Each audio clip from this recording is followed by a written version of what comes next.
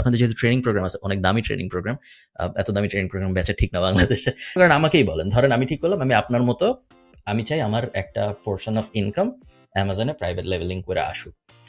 আমার খালি অ্যামাজনে অ্যাকাউন্ট আছে যেখান থেকে আমি খালি কিনি। এছাড়া আমার আর কোনো ধারণা নেই কি হয়। জেনারেলি স্টেপ 1 কি হবে আমার জন্য? সো ফার্স্ট স্টেপ হচ্ছে যে আমাকে বুঝতে হবে যে আমি কোন প্রোডাক্টটা বা কোন নিশে আমি বিজনেসটা করব বা প্রোডাক্টটা লঞ্চ করব। হুম, তো ধরেন যে আপনার প্যাশন হচ্ছে, আমি জানি যে পেট, ক্যাট নিয়ে হ্যাঁ, আপনার প্যাশনে। সো হ্যাঁ, ডেফিনেটলি প্যাশনের জায়গা থেকে আপনি you can try to find a product যেটা হুম, হচ্ছে আপনার প্যাশনের সাথে যায়। তাহলে কি হয়, ব্যবসাটা করে মজা পাওয়া যায়। সো ওকে, রিসার্চ করাটা হচ্ছে ফার্স্ট স্টেপ। যে আপনি এখন এমন হইতে পারে যে আপনি ক্যাট নিশে এমন কোনো প্রোডাক্টই পাইলেন না যে প্রোডাক্টটার ডিমান্ড অনেক হাই কিন্তু কম্পিটিশন অনেক low. It's very difficult to find a product in that niche. So প্রথম কাজ হচ্ছে আমার একটা প্রোডাক্ট বের করতে হবে কোনো স্পেসিফিক নিশের আন্ডারে, যেটার ডিমান্ড থাকবে হাই কিন্তু কম্পিটিশন থাকবে লো। নাম্বার 3 হচ্ছে ওই নিশে কোনো ডোমিনেটর থাকা যাবে না। ডোমিনেটর বলতে আমি বোঝাই যে একজন বা দুইজন ব্র্যান্ড পুরা ইন্ডাস্ট্রিটাকে বা পুরা মার্কেটটাকে ডোমিনেট করতেছে। লাইক আমরা যদি বলি যে মোবাইল ফোনের ইজি এক্সাম্পল দেওয়ার জন্য, যে মোবাইল ফোন হুম, আমি একটা কিনতে চাই বা আমি চিন্তা করতেছি মোবাইল ফোন বেচবো। আমরা জানি যে স্যামসাং অ্যান্ড অ্যাপল মার্কেটের dominator, they dominate the hmm, entire market. So এই মার্কেট এরকম যদি হয় ঘটনা, আমি যে প্রোডাক্টটা রিসার্চ করতেছি সেই মার্কেটে যদি সেম কম্পিটিশন থাকে, একজন ডোমিনেটর বা দুজন ডোমিনেটর আছে যারা 60 to 70% সেল তারাই পাচ্ছে, বাকি 40% সবাই মিলে পাচ্ছে, তাইলে that is not a good niche to start with. So আমার প্যাশন থাকলেও কিন্তু তখন আমি প্রোডাক্টটা সেল করতে পারবো না। So hmm, product research is the very first step, যেখানে আমাকে বের করতে হবে একটা নিশ, যে নিশের আন্ডারে যে কোনো প্রোডাক্ট হইতে পারে, বাট ওইটার কিন্তু ডিমান্ড থাকতে হবে অনেক হাই এবং কম্পিটিশন থাকতে হবে লো এবং ডোমিনেটর থাকতে পারবে না, যাতে নতুন আচ্ছা। কেউ এসেও যেন ব্যবসা করতে পারে। আচ্ছা ভাই, আমরা একটা রিয়েল এক্সাম্পল নিই। সো মনে করেন বিড়াল, ধরেন আমার গার্ডেনিং অনেক পছন্দ। গার্ডেনিং এ আপনি যদি বিন গাছ লাগান, মনে করেন আমি ভাবলাম যে এটা একটা ভালো প্রোডাক্ট হয়তো হবে। আমি কিভাবে বুঝবো যে ডিমান্ড হাই কম্পিটিশন লোতে এই জিনিস মিলে নাকি মিলে না? রিসার্চটা কিভাবে করেন? ফার্স্টে আমি দেখি কিওয়ার্ডটা বের করব, এটার প্রাইমারি ওকে, কিওয়ার্ড কি, মানে কোন কিওয়ার্ড দিয়ে অ্যামাজনে মানুষ এই প্রোডাক্টটা খোঁজে। আমি ওকে, শিওর ধরেন এটা সিড ট্রে এরকম সেট। কিছু একটা, সিড সিড ট্রে, হ্যাঁ, এটা আমি যখন অ্যামাজনে দিব তখনই কিন্তু আমি ইজিলি দেখবো যে অ্যামাজনও কিন্তু অনেকগুলো সাজেশন দিচ্ছে আমাকে কিওয়ার্ড, হ্যাঁ, রাইট? সো আমারটা যদি ভুলও হয় আই ক্যান কারেক্ট ইট। হুম, হয়তো আমার মনে হচ্ছে না এটার চেয়ে এটা মোর রিলেভেন্ট। সো আমি ওটাতে খুঁজলাম, খোঁজার পর আমি যদি দেখি যে সেম প্রোডাক্টই আসতেছে, মানে আমি যেটা চিন্তা করছিলাম ওইটাই, সেই কিওয়ার্ড দিয়ে আমি ওই প্রোডাক্টগুলোই পাচ্ছি।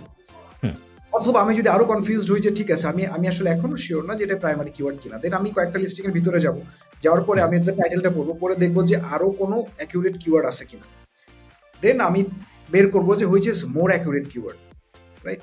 যেমন কফি গ্রাইন্ডার বা কফি মগ, এটা কিন্তু this is the real keyword, primary keyword, hmm, এবং এটা বললেই মানুষ বুঝে এটা কি জিনিস।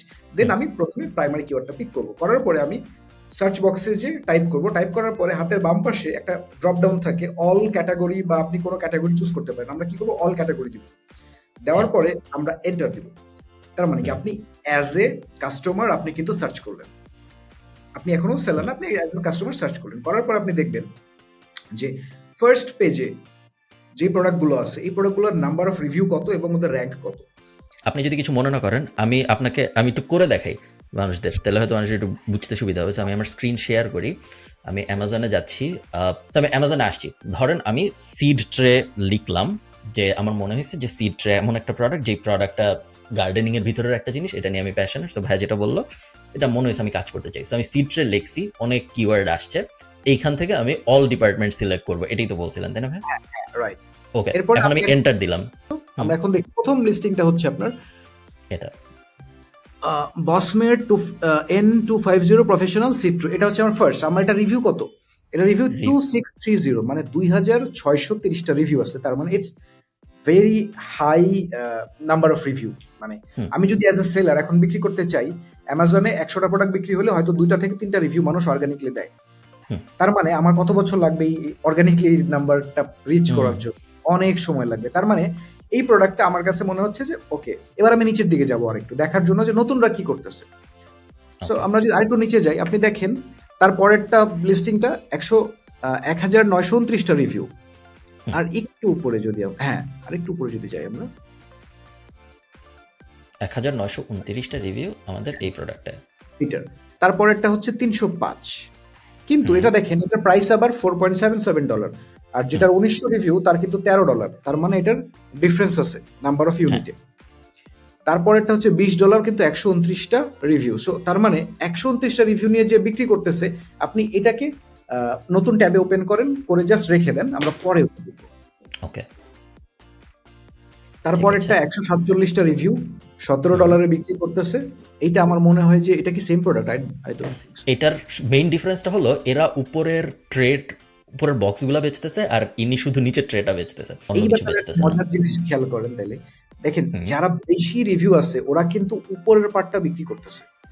তার মানে নতুন যারা মার্কেটে নামবে তারা চিন্তা করছে যে ওকে, যারা মার্কেটে অলরেডি খেলতেছে তারা উপরের পার্টটা বিক্রি করতেছে, আমি তাহলে ওই কম্পিটিশনে যেতে পারবো না, সো ওয়াই নট অনলি নিচের পার্টটু, বিকজ ওইখানে competition com, but same keyword দিয়ে কিন্তু মানুষ কিনবে।